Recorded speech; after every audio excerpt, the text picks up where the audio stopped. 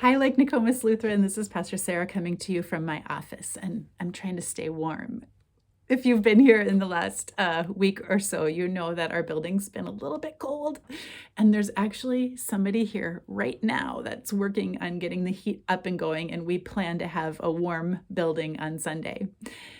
I was talking with Tony, our building manager, a little bit about the heat here, and he was telling me a little story about somebody he knows who works in heating and cooling.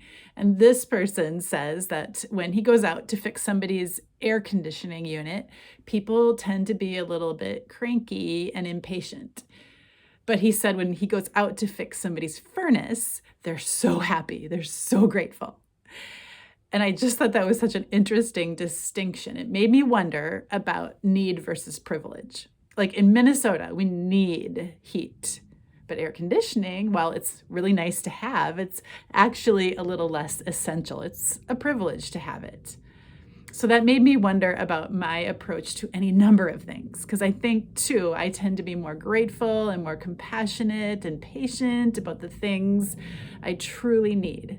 And I tend to be a little impatient and surly about the non-essential things.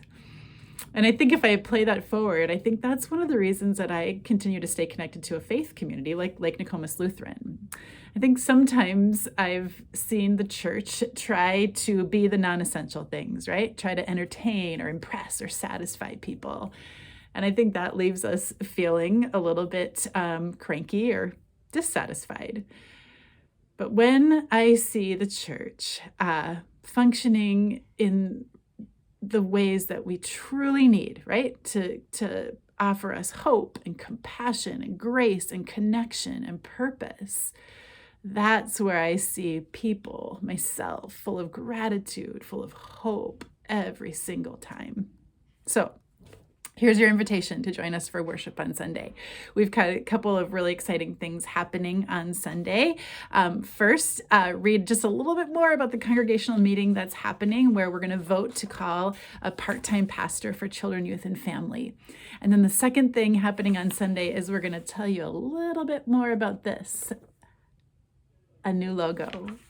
And that new logo is going to help us identify and live out our vision and mission of enough for everyone. So I hope your heat is working. I hope your heart sings with gratitude.